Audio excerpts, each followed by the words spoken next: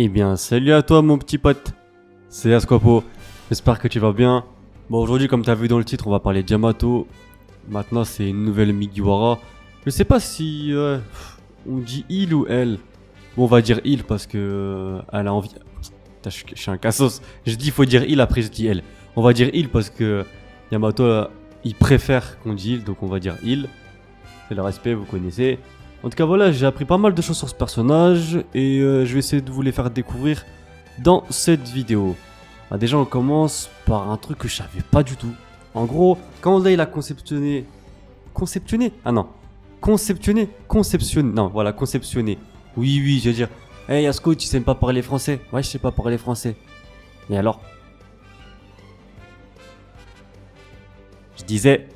En tout cas, à la base, il devait l'appeler Ni. Attends, Niniji. Hey Yasuko, tu sais pas lire? Ouais, je sais pas lire. Et alors? Non, je délire. Là, à la base, il devait l'appeler Niniji, mais il a plutôt opté pour Yamato. Et franchement, heureusement qu'il a changé de prénom parce que oh, c'était vraiment éclatax Niniji. Ensuite, ouais, j'ai appris quoi? J'ai appris qu'à la base, ben, pour conceptionner ce personnage, Oda il s'inspirait d'Oscar François, de Jaïs. Là, je suis en train de te lire le truc que je vois sur Wikipédia. Je sais même pas c'est quoi, mais apparemment, ça vient d'un shoujo Rose de Versailles. Ça fait plaisir, hein, c'est un truc qui vient de la France. Dommage, il a pas appris, genre, je sais pas. Genre, il aurait pu lire un shoujo, genre en mode Rose du 9-3 ou un truc comme ça. Alors, il peut-être une. une autre apparence plus stylée en mode gang, tout ça, mais bon. Yamato, ça va quand même, elle a pas mal de flow, même si elle vient de Versailles. Je kiffe Versailles, mais bon, malheureusement, j'habite pas là-bas. Mais bon, c'est pas le sujet.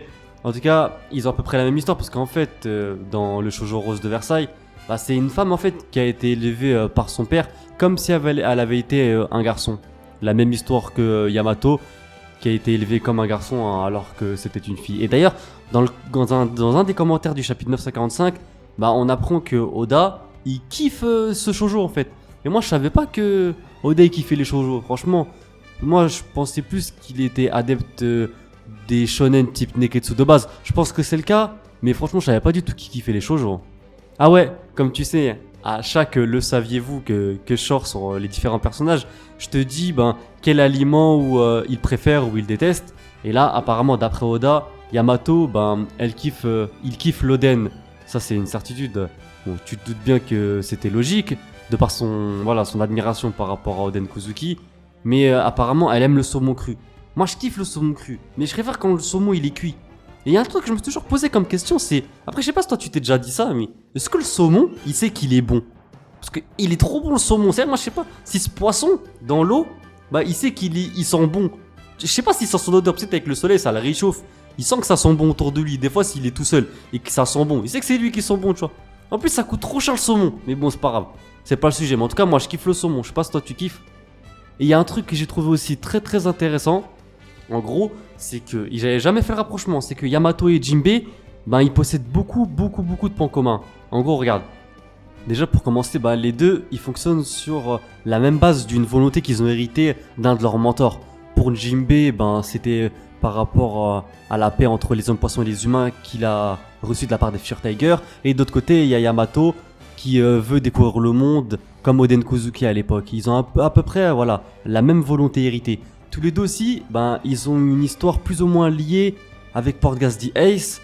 Et c'est justement cette amitié-là en fait qui leur a permis d'ailleurs de rencontrer Luffy, de se lier d'amitié avec lui. Les deux ont rejoint l'équipage de Luffy.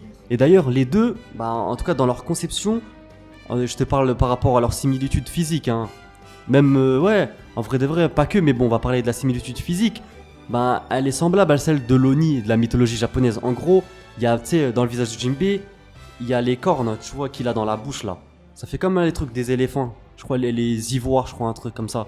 Et pour Yamato, bah, il a les cornes et le kamabo qui le rendent aussi semblable à un Oni. Donc ça fait vraiment beaucoup de points communs hein, entre ces deux personnages. Et je te cache pas, j'avais jamais fait le rapprochement. Et ce qui m'a encore le plus choqué, c'est que j'ai appris quoi? Et c'est même. En plus, je dis j'ai appris, mais en vrai c'était logique. Mais j'ai juste pas fait le rapprochement.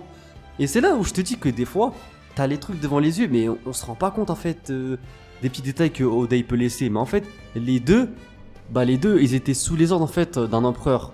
Pour Jinbei c'était Big Mom et pour Yamato c'était Kaido. Et en plus les deux, ben ils ont expliqué voilà, leur désir de rejoindre l'équipage de Luffy. Tout ça pour dire que franchement ces deux personnages, je pense qu'ils vont bien s'entendre dans l'équipage. Même si j'ai remarqué que Jinbei, il a fait un peu trop l'ancien quand Yamato l'a dit avoir rejoint l'équipage. Et Jinbei il a dit en mode déjà faut demander à notre capitaine. Mais frère, tu viens juste d'arriver, commence pas à faire l'ancien. Toi tu peux même pas parler déjà, tu viens d'arriver. Donc fais-toi petit, laisse Yamato venir et ensuite tu pourras faire l'ancien quand t'auras de l'expérience et que t'auras de l'ancienneté dans l'équipage. Mais bon, il a fait l'ancien, mais ça fait le charisme du personnage, j'ai envie de dire. Et les menottes aussi de Yamato, bah elles sont en granit marin. C'est un petit détail, mais franchement ça je savais pas du tout. L'anniversaire de Yamato c'est le 3 novembre et moi c'est le 30 juillet.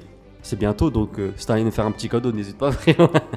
N'hésite pas. En tout cas, voilà, cette vidéo elle est terminée. Ben, on a appris beaucoup de choses. En tout cas, moi personnellement, j'ai appris beaucoup de choses et j'espère que j'ai pu t'apprendre beaucoup de choses sur ce personnage qui vient de rejoindre les Mugiwara très récemment. Je pense que ce sera le dernier membre à rejoindre l'équipage de Luffy parce que, comme voilà, on s'approche de la fin du manga, je trouve que ce serait pas judicieux de la part d'Oda de ramener encore un autre personnage dans le sens où on n'aurait pas vraiment le temps de se lier d'affection pour le personnage qui va venir après Yamato. Mais bon. Avec Oda, on sait jamais ce qu'il peut prévoir, donc en tout cas c'était une vidéo que j'ai aimé faire, j'espère qu'elle t'aura plu. En tout cas comme d'habitude je compte vraiment sur toi pour t'abonner, c'est vraiment important, à activer la petite cloche de notification pour ne rien louper des prochaines sorties. Comme t'as vu je sors 2 à 3 vidéos par jour, donc c'est vraiment important que t'actives la cloche de notification. Je compte vraiment sur toi aussi pour liker, à me laisser un commentaire pour le référencement, et moi je te dis à très bientôt pour de prochaines vidéos. Jana!